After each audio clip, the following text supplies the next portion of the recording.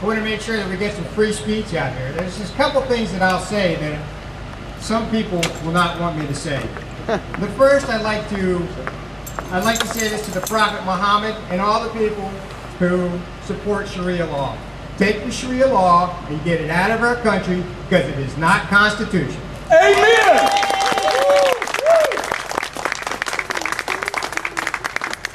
All right, now I started the timer. I've got 10 minutes. There's important things for us to do. So at the end, make sure that I introduce Dan, Josh, and Steve Peters, because they're very, very important people here in us preserving our Constitution. Now, Rob Turman of the Jefferson Area Tea Party asked me if I could speak about the Constitution, and I got to thinking, and I said, you know, when I took the military oath, when I took the oath of office in the Marine Corps, I always kind of got stuck on the defending the Constitution against all enemies, foreign and domestic. We know what foreign enemies are because they attack our nation and they try to overrun us, overtake us. They want to destroy us and they want to put us under their control. The Germans and the Japanese, for instance, is a very clear example of what a foreign enemy to our nation is. But what is a domestic enemy? And it's really not something that our military will ever deal with if the enemy is actually in our government. So we'll take a look at that here in just a couple of minutes. But first, to the media, I want to say thanks to the media for coming out, although it looks like they've all run away, except for a couple over there like Joe Thomas. There's a question our media should be asking. And the question that we're raising right here is, we have a government that's divided into three equal but separate branches: the legislative, the executive, and the judicial. And that means that the executive branch, the president, cannot make laws. He can only enforce the laws that the legislature makes. Now, what is it called when the president begins to make laws? When he makes laws and he tells corporations and citizens what they can do without having the support of the legislator having made a law for him to do so. What is it when the legislature makes a law and the president decides he's not going to enforce it, such as our immigration laws? He's usurping the legislative branch. He's making decisions that the judicial branch should make. He's usurping the other branches of government.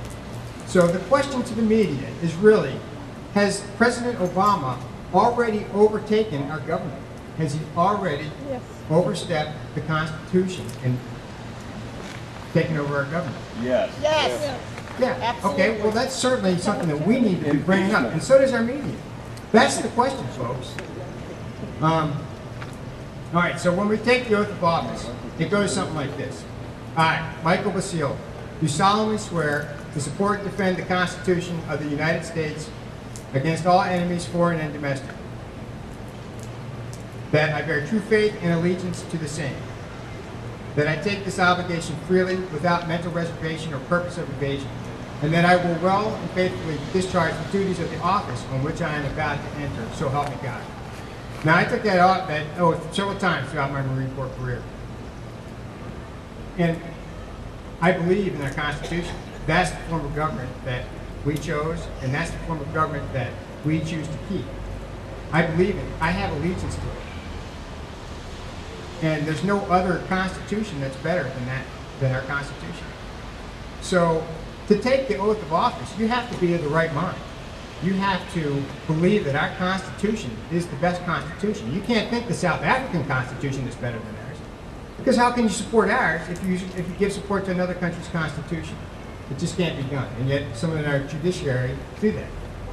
If you think that our Constitution would be better if it had positive rights for the government to tell the government what we could do, what the government can do for the people.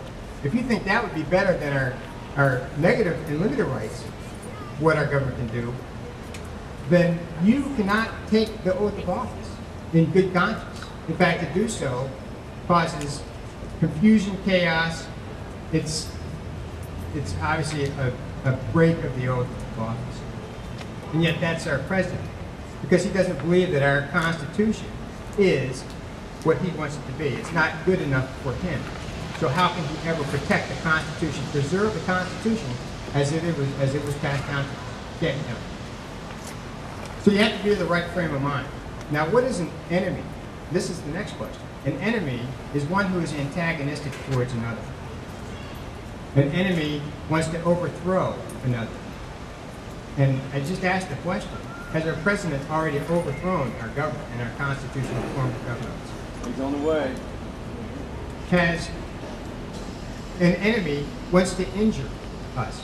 An enemy wants to confound us. Have we been injured by having our wealth destroyed and our future generations compounded under all this debt that has been added on, heaped on, against the will of the people?